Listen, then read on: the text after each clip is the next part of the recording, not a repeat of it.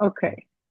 Thank you, Noam, for accepting our invitation. And it's my pleasure to welcome Noam Kimmel from Max Planck in Bonn. Or is it, sorry, is it the university or is it Max Planck?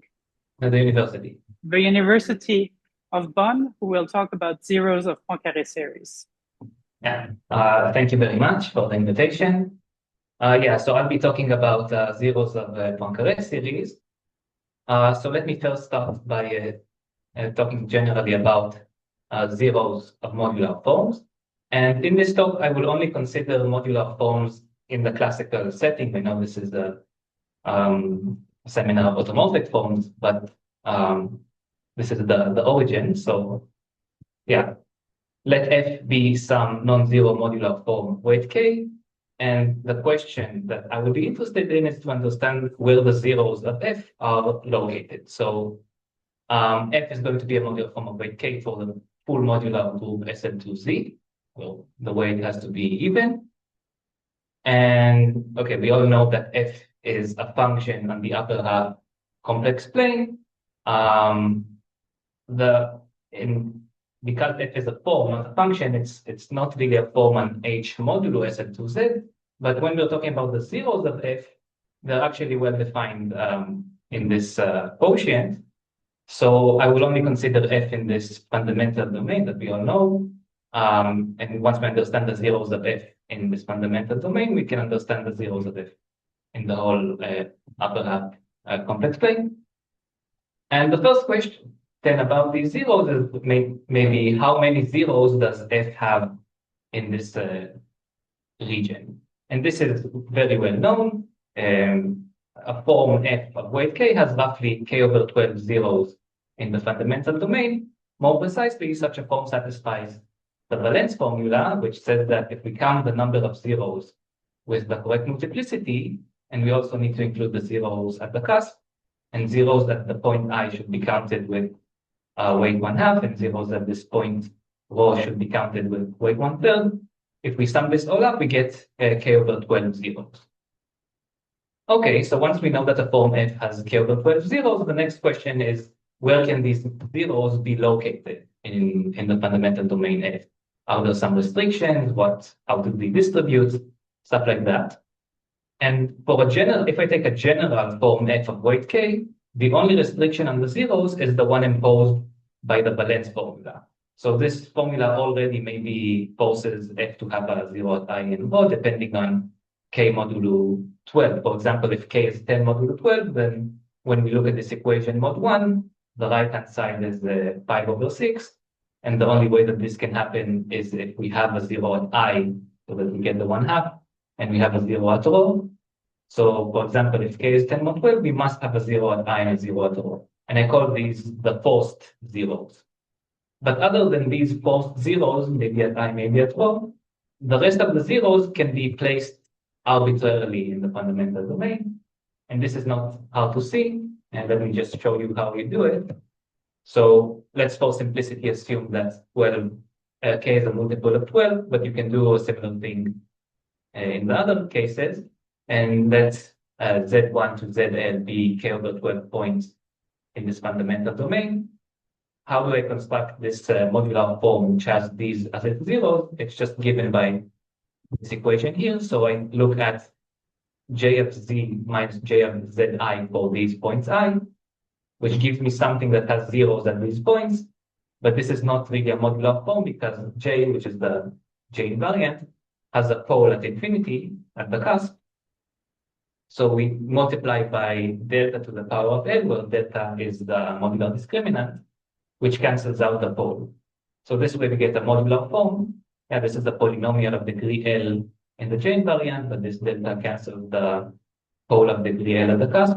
And we get a modular form which has these exactly as its zeros. So this shows that in general, we can't really say a lot of interesting things about the zeros because they can be placed arbitrarily in fundamental domain F. And let me just introduce one other terminology. So there are these three geodesic segments. There's this arc which connects the point I to rho. there is this line Li which goes up from I, and the line L that goes up from rho. And I will call zeros of f on these three geodesic segments real zeros. And this is the source of this terminology is because the J invariant maps these three segments to R. So, for example, if I look at this polynomial in the J invariant, the zeros on these three lines correspond to real zeros of this polynomial in the J invariant.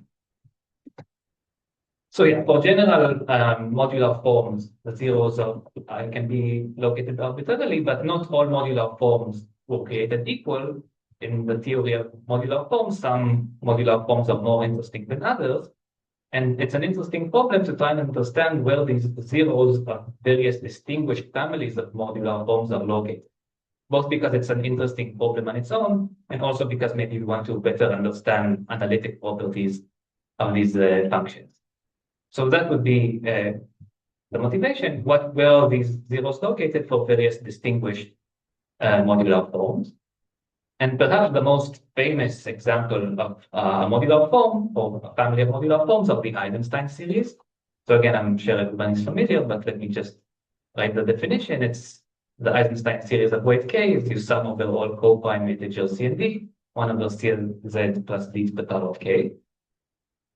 And back in 1964, Wolfgang started computing where the zeros of these Eisenstein series are located, and he looked at small examples, Eisenstein series of low weight, and he started computing their zero. Most of these have like only 1 0.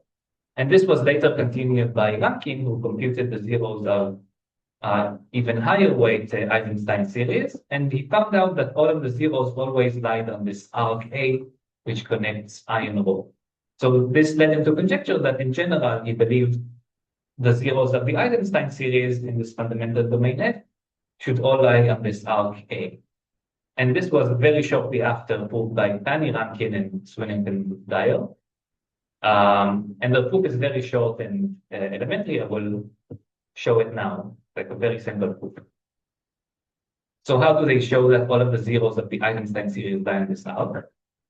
So we're interested in the Eisenstein series along this arc. So you look at E of k at e to the I theta, where theta goes from pi over 3, which gives rho, to pi over 2, which gives I. And they normalize by multiplying by this e to the I k theta over 2, which doesn't change the location of the zeros. And from the valence formula, we know that the Eisenstein series has k over 12 zeros in the fundamental domain. The goal is to show that all of the zeros are on the arc. We can do this by showing that f has k over 12 zeros on the arc. And once you multiply by this term here, the formula for f is given by this sum over here. And the reason you multiply by this thing is because now f of theta is a real function. So this takes values in R, and you can see this because the term corresponding to CD and the term corresponding to DC are conjugates of one another. So after you multiply by this thing, this becomes a real function, which is useful because there's a nice way to show that the real function has 0, and that is to show sign changes. So if we can show that f has k over 12 sign changes, we will deduce that it has k over 12 zeros along this arc A. So how do they do that? They simply single out the terms which correspond to CD in the set here. So either CD plus minus 1, 0, or 0 plus minus 1. So you take the 4 terms corresponding to this, they give e to the ik theta over 2 plus e to the minus ik theta over 2, which just gives 2 cosine of k theta over 2. And then there are the rest of the term. So f is equal to this 2 cosine of k theta over 2 plus the rest of the term.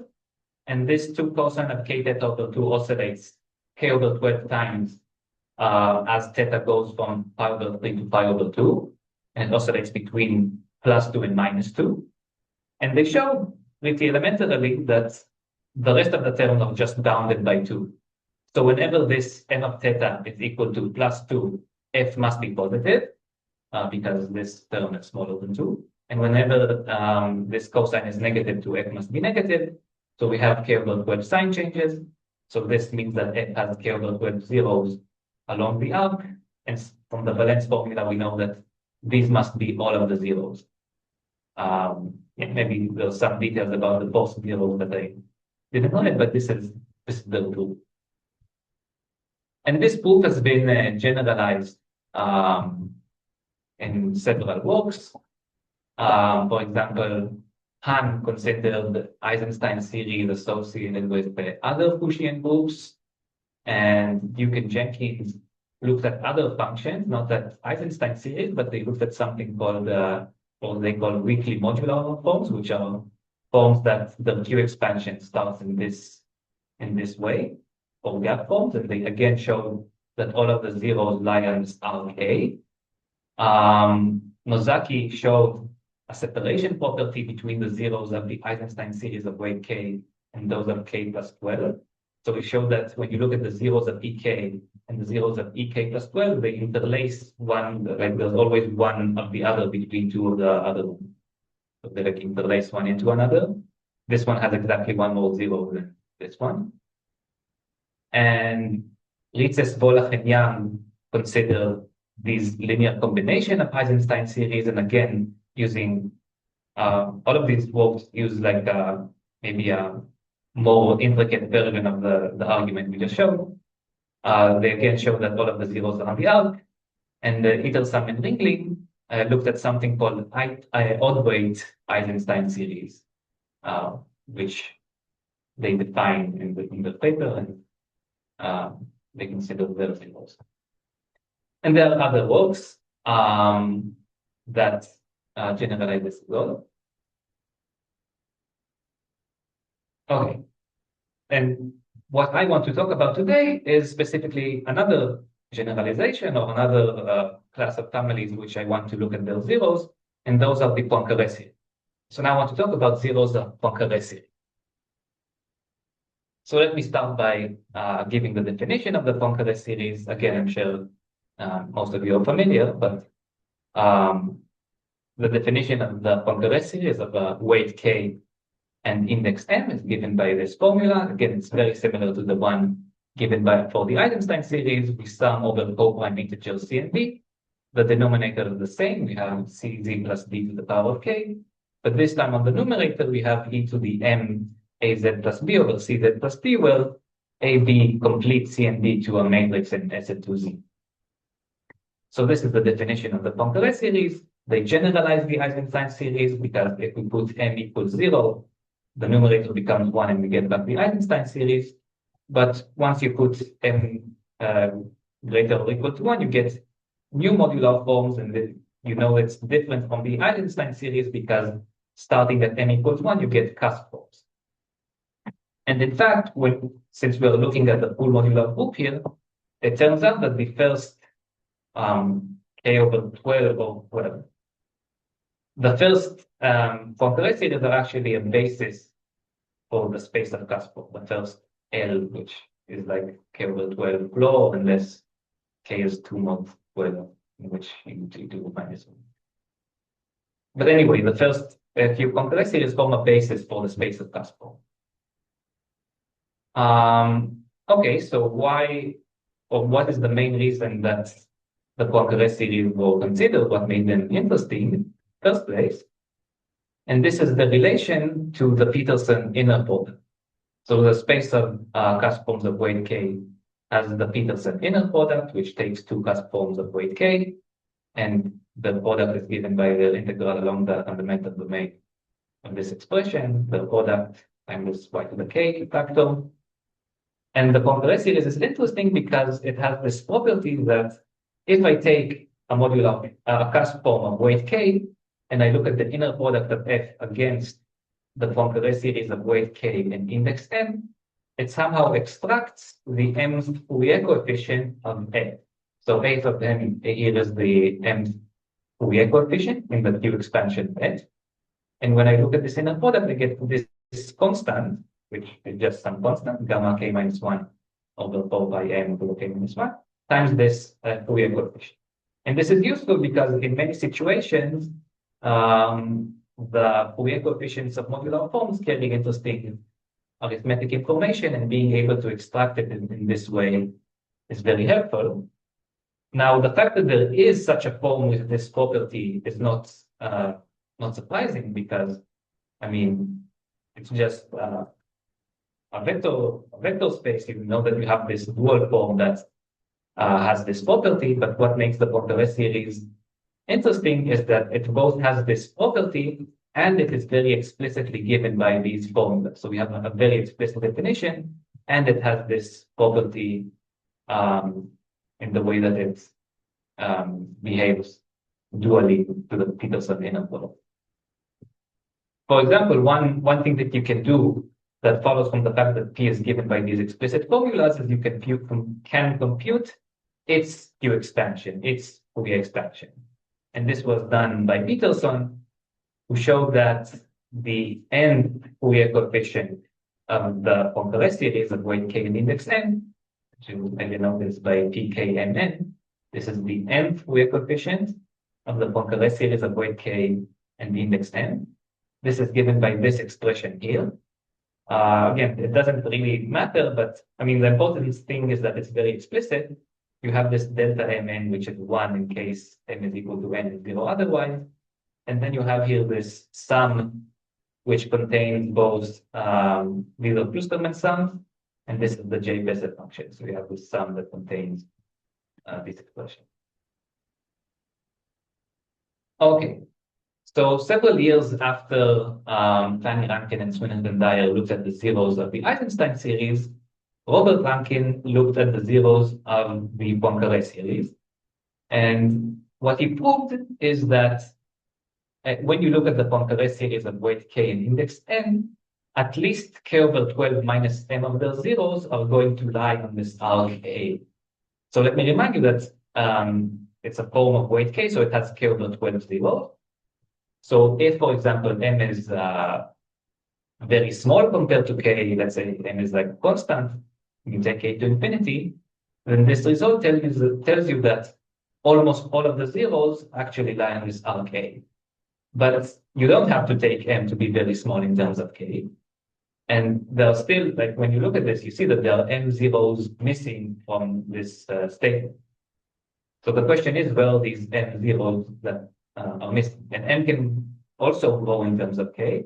And in fact, if m is larger than k over 12, then this statement doesn't give really any information about the zeros of the Poincaré series. So the question is, where are the zeros of the Poincaré series when m is large in terms of k? So this is what I was looking at. So yeah, I plotted some of the zeros. So let me explain what we see here. I looked at the Poincaré series of weight 1200. So there should be 100 zeros. And I looked for various indices. So the left one is weight 1200 and index 90. This one is index 95, and this one is index 150. So already, again, k over 12 here is 100. So Rankin's result, for example, in the left one, tells us that there should be at least 10 zeros on this arc A. And you can count, if you want, and see that there are exactly 10 zeros here. And here, Rankin's result for the index 95 one tells us that there should be at least 5 zeros on the arc. Again, it's easier to count here and see that there are exactly 5 zeros on the arc. Here, there aren't really any zeros on the arc.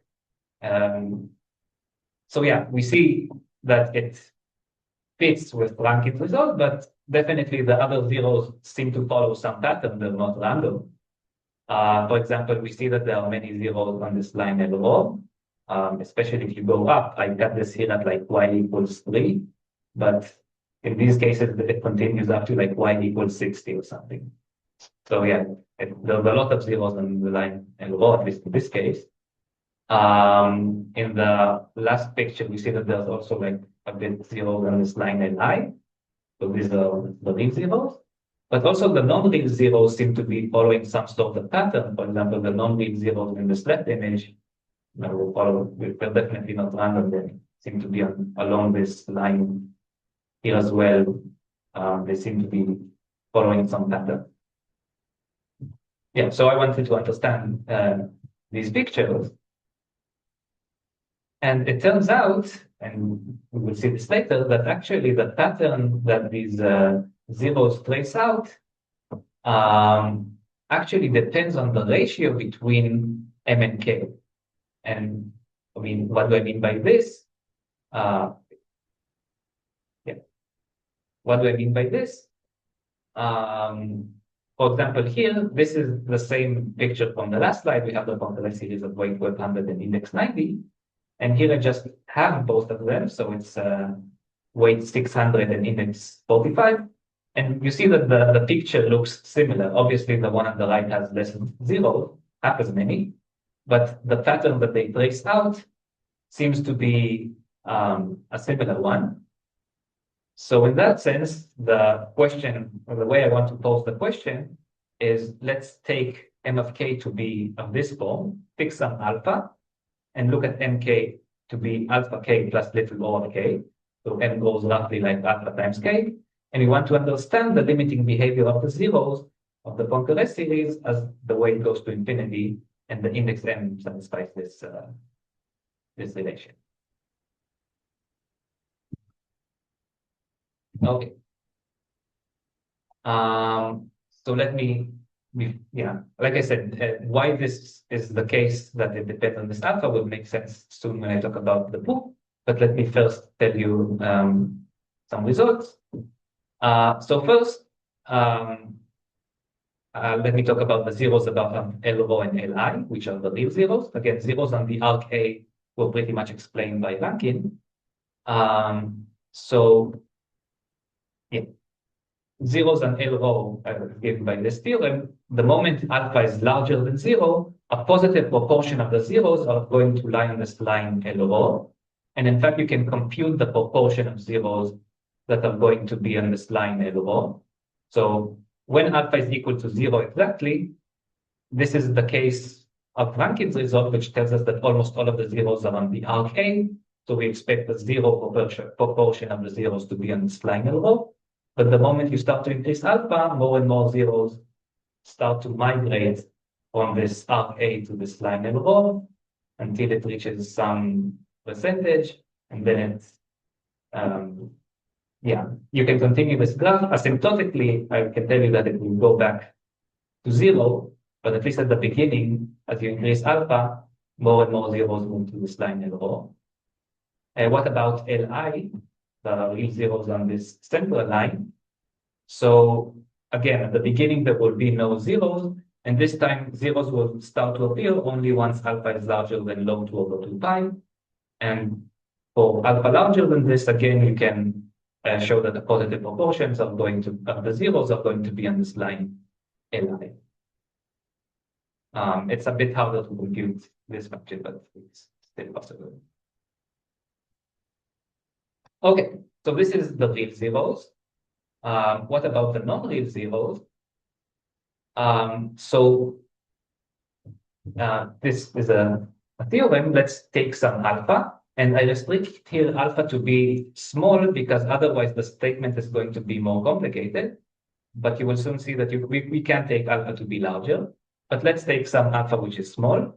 Then all of the non-real zeros, which are the zeros given by, you can see in this picture here or here, they tend, as the weight goes to infinity, toward this curve gamma alpha, which is given by this equation here. So here on the right, I drew the curve gamma alpha, and you can see that the zeros, which are given by the blue points, seem to be very close to the line. It might seem that they are exactly on the line, but actually they are only very, very close. Just that the error term is like 10 to the minus 16. So you can't really show that in the picture. But as k goes to infinity, the zeros tend towards this curve given by this equation. And once alpha is larger, there are other curves gamma alpha, which are given by a more complicated equation. Yeah. So this is my attempt at a picture. So for each ratio alpha, the zeros will have a different pattern. And these patterns become more and more complex as alpha grows. This is why I limited this to alpha being up to 1 over 4 pi. And I try to show this in this picture. So let me explain what is going on here. For each ratio alpha, I color the fundamental domain in colors in such a way that the zeros asymptotically tend to be on the boundary between the two different colors. Because it was, when I talk about the proof, it will make sense why I did this, but this is the ratio of 0.075, which corresponds to this picture here, and this boundary here between the two colors, corresponds to this curve gamma alpha.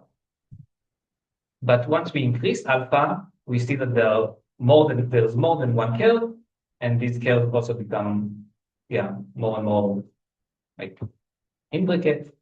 Here's alpha equals 1. We see already that there's a lot of curves. So in the case of alpha equals 1, asymptotically, the zeros will cluster around these boundaries. And this leads maybe to a natural question. What happens as alpha grows more and more and more, which is equivalent to asking, how will the zeros of the Poincaré series look asymptotically when m doesn't grow like alpha k, but grows larger than any linear function in k? So when m goes, m as a function of k grows superlinearly in k, how do the zeros of the Poincaré series look asymptotically in this case? So because of these patterns that become more and more intricate, maybe one thing that we can guess is that maybe the zeros become equidistributed in the fundamental domain in this case. What does it mean for the zeros to be equidistributed? It means that if I take a nice region omega and I look at the proportion of zeros, if I have a sequence of forms, I look at the proportion of zeros in omega compared to the total number of zeros, so the proportion of zeros in omega, if this approaches the proportional size of omega, then we say that the zeros are equidistributed in the fundamental domain.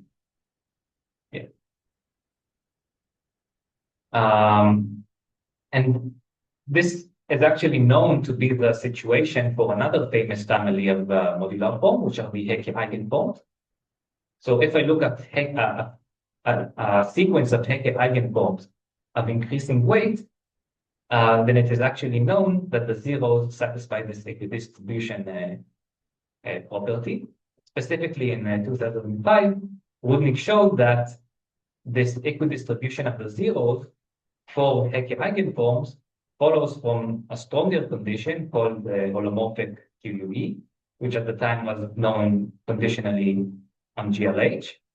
And this was, I will say what this is next slide, but in 2010, it was proved unconditionally by Polovinsky and Sound that these Hecke eigenforms satisfy this holomorphic QUE. And as a result, Rudnick's result tells us that the zeros equidistribute. So to summarize, we have this result that tells us equidistribution of the zeros follows from another condition called holomorphic QUE, which is known for the case of the Hecke eigenforms due to Polovinsky and Sound. And we're interested what happens for the Poincaré series.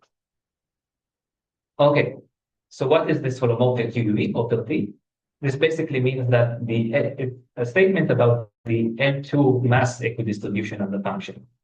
So if we have a sequence of modular forms of weight, of cusp forms of weight k, Fk, first we need to make them into a SL2Z invariant function on the upper half complex plane, and this can be done by considering this capital F of k, which is the absolute, like the absolute value of F of k times y to the power of k over 2. This is now an SL2Z invariant function. It's no longer a form.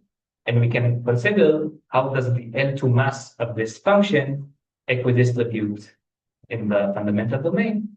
And we say that the sequence satisfies holomorphic QUE if I take some nice region omega in this fundamental domain, the proportion of the L2 mass of F inside omega should approach the proportional size of omega. And I assume here that F is normalized so that the total L2 mass here is 1. So if I integrate this over the whole fundamental domain, I get 1. But if I integrate over omega, I should get the proportional size of omega compared to the entire domain. Yeah. So if a sequence satisfies this property, we say that it has holomorphic QUE, and the result of Woodnick tells us that if we have this property, the zero is also equidistant. And what I showed is that as long as m grows superlinearly in k, but slower than in k to the 3/2 minus epsilon, then the sequence of Poincaré series PKM satisfies this holomorphic QUE property, and as a result, their zero is also equidistant. Yes. Yeah. In general, if there are any questions throughout, always big deal to ask. Noam, okay, just first, there's like three inequalities, like in K less m, this should be two, I guess, or is this No, some special notation? Yeah, the notation here means superlinearly. So I mean that Okay. m goes. I mean here that okay. This means that m is less than some constant times k to the times epsilon. This one means that k is little o of m, you can say. Or yeah. So m goes faster than any linear multiple of k. Function of K. And perhaps can you comment on that range, or maybe that's your next On that slide. one. If you can comment on that range. Yes. So the condition that m is larger than any linear function of k is a necessary one because, like I said, a corollary of having holomorphic QE is having the equidistribution of the zeros. But if m would behave like a linear function of k, then the previous picture we showed, yeah, for example, please show that here asymptotically the zeros do not behave, would not equidistribute. They would like go to these curves gamma alpha. So if m is linear in k, we cannot hope for this holomorphic QE because the zeros will not equidistribute. This range is probably a product of the rule, I assume. I do not expect, yeah, it's in general an interesting thing to understand this Poincaré series as m. The larger m grows in terms of k, the harder it is to understand these Poincaré series, like analytically, at least. And yeah, I will remark about this a bit more also at the end, but once m is larger than k squared, we don't even know that this Poincaré series is not identically zero. I mean, it shouldn't be, but we don't know how to show that it's not identical to zero.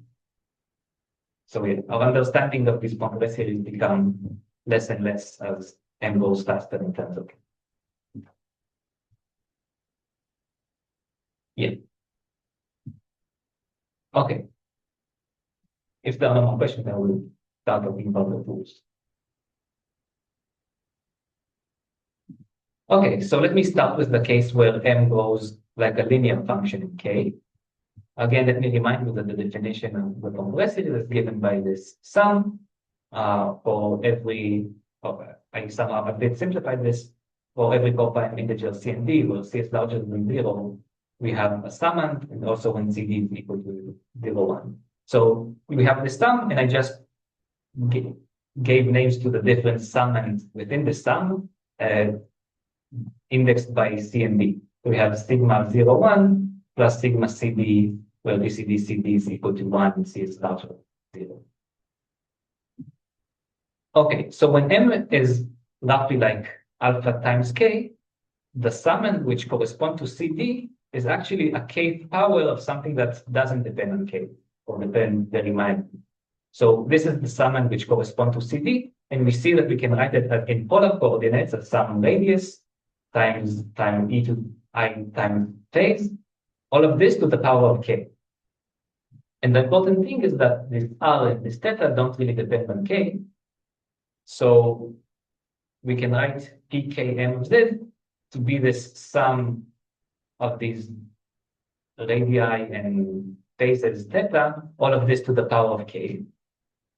Now what happens is if one of these summand is larger than the rest, so let's assume that RCD is larger than all of the rest RC prime D primes, then asymptotically, as we take K to infinity, that specific summand is going to dominate the whole sum, and the rest will be negligible compared to it. So asymptotically, the Poincaré series is just going to behave like that one summand. And yeah.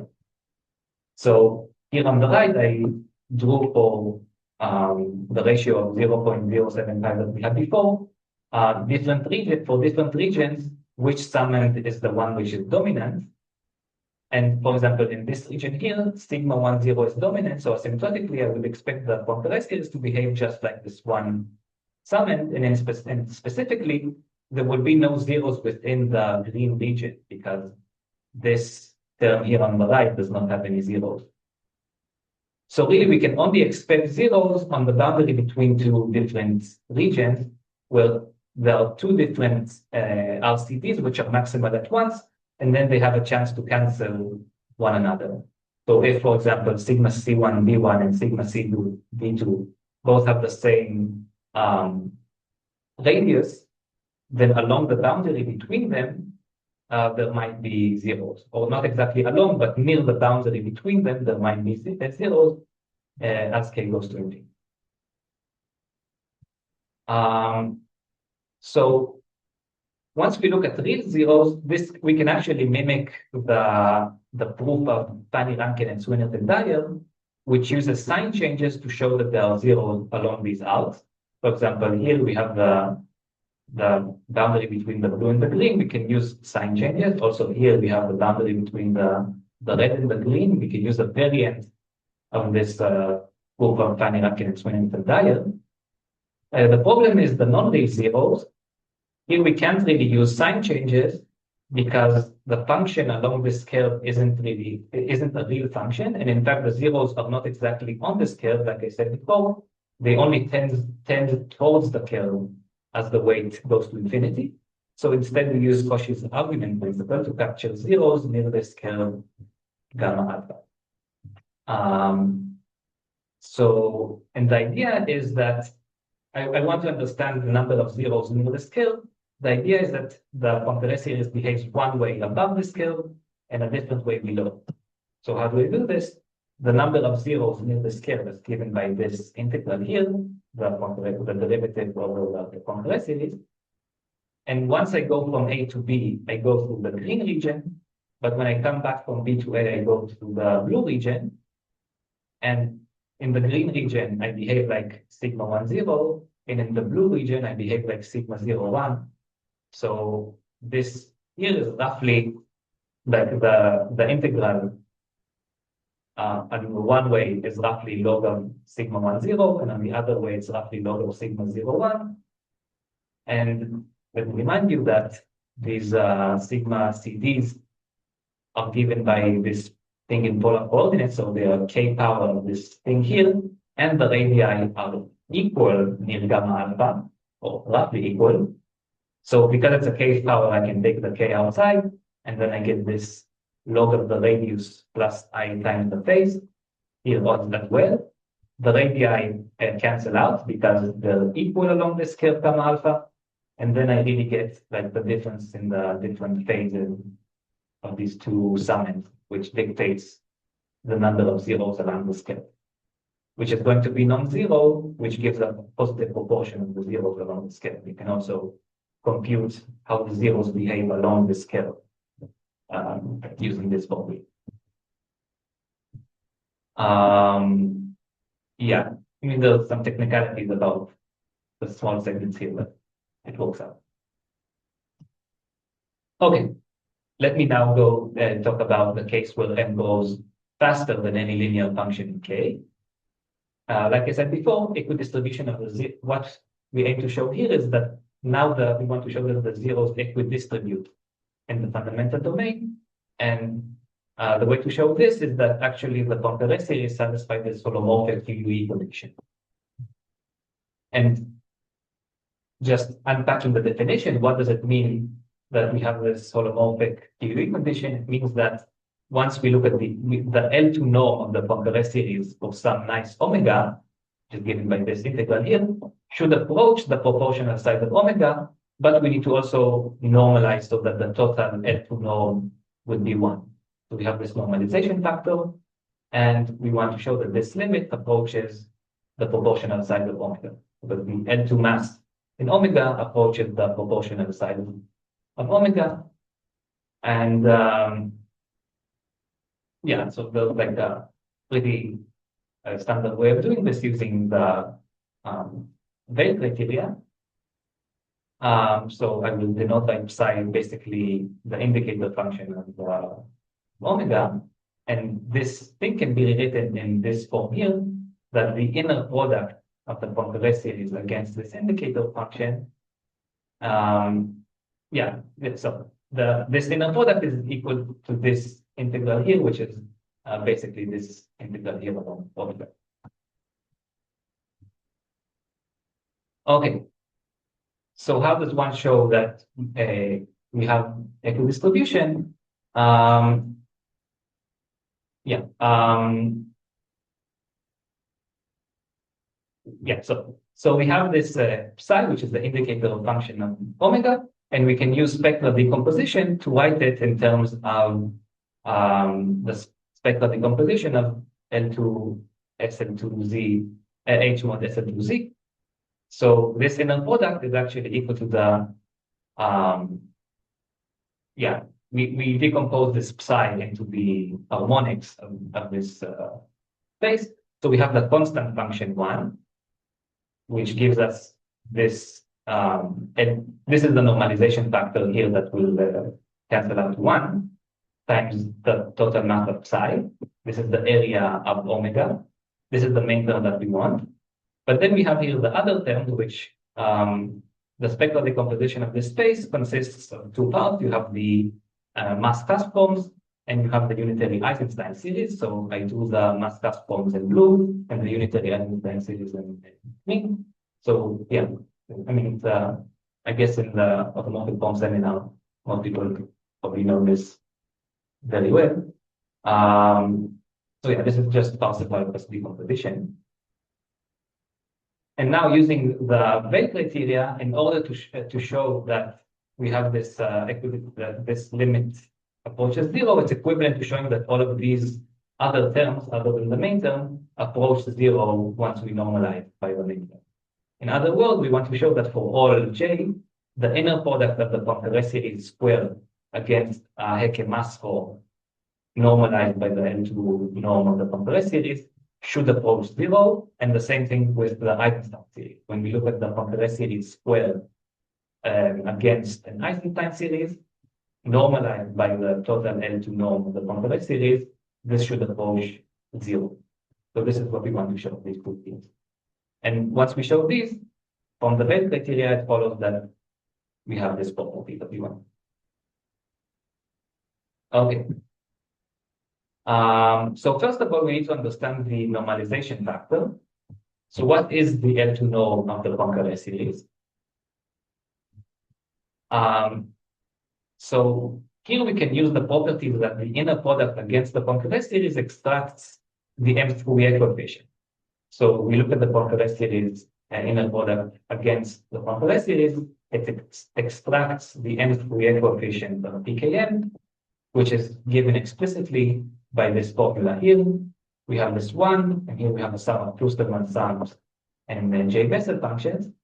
And there's a paper of Rankin where he shows that asymptotically, as k goes to infinity, so long as m is less than k squared minus epsilon, k to the 2 minus epsilon, this part here goes to 0. So asymptotically, this term is just asymptotic to gamma k minus 1 over 4 pi n to the power of k minus 1. Yeah. Okay, so now we understand the normalization factor. We need to understand the inner product of PKM against Hecke mass form. So we want to understand the integral of the Poincaré series squared against P of j, where P of j is the mass form. And for this, we use the unfolding principle. So the Poincaré series is given by this averaging thing, and we can unfold using one of these two Poincaré series. and this leads to a sum of this form. So we use one of the Poincaré series to unfold, and now we have an integral of the Poincaré series against this mass form. And we have this e to the minus 2 pi I mx, which somehow extracts the mth Fourier coefficient of this product. So yeah, once we compute this, we get that this is roughly some integral in y times the mth Fourier coefficient of the product of these two, which is a convolution of the Fourier coefficients of the Poincaré series and the Fourier coefficients of the mass form. So once you do the computation, you get that this roughly gives you this sum, which involves the Fourier coefficients of the Poincaré series and the Fourier coefficients of the mass form. And this limit on B just follows from the y integral. The moment B is larger, you get something that is exponentially small, so it's negligible. Yes, so this leads to this sum over here. And we have these two things that we need to deal with. So in order to deal with the sum of the part with the Fourier coefficients of the Poincaré series, we had to give a bound for this side, which needed to be uniform in both n, k, and a. And this is the bound that we get, at least in the ranges that matter. And so this is the bound that we prove, and the proof for this bound just uses the byte bound for the Klusterman sums and various bounds for the J-Bessa functions. And in order to deal with the Fourier coefficients of the mass form, we only need them on average, because we can take this and use Cauchy-Schwarz. So we only need an average bound for these coefficients. And this we can get from the Rankine-Zelder second moment estimate. So when you put all of this together, what you get is the bound that this integral that we wanted to go to 0 is smaller than n to the 1 plus epsilon over k to the 3/2. So in order for this to go to 0, this is where the condition that m needs to be smaller than k to the 3/2. Yeah. Again, I believe that it should be true even further, but at least this doesn't give it these estimates don't show it.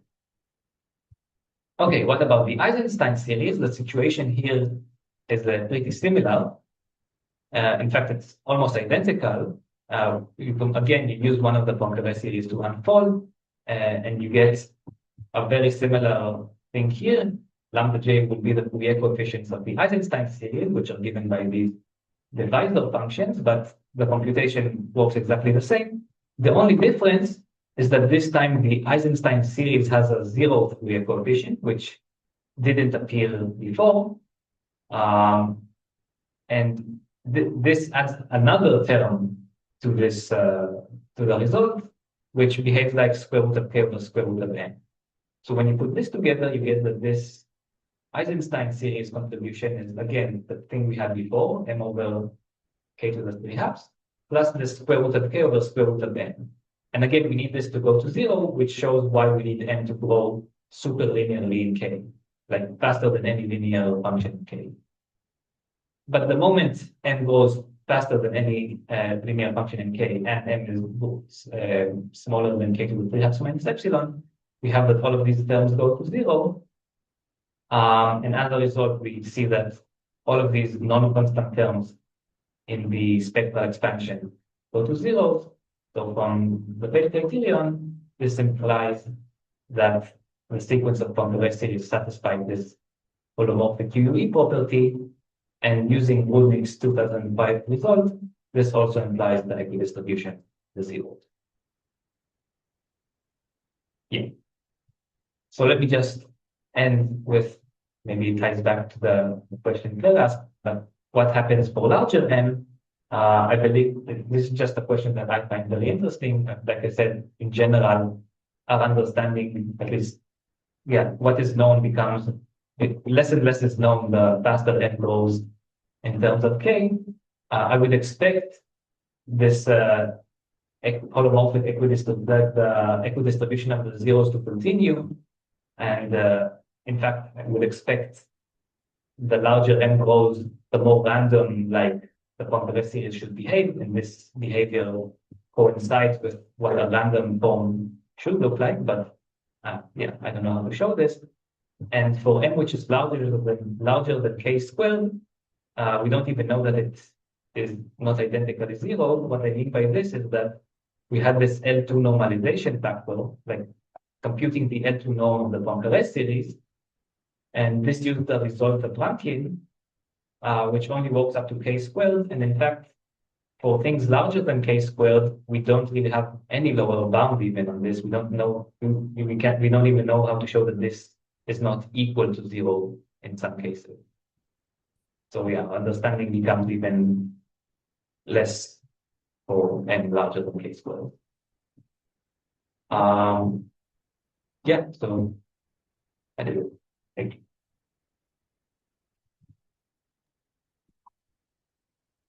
Thank you.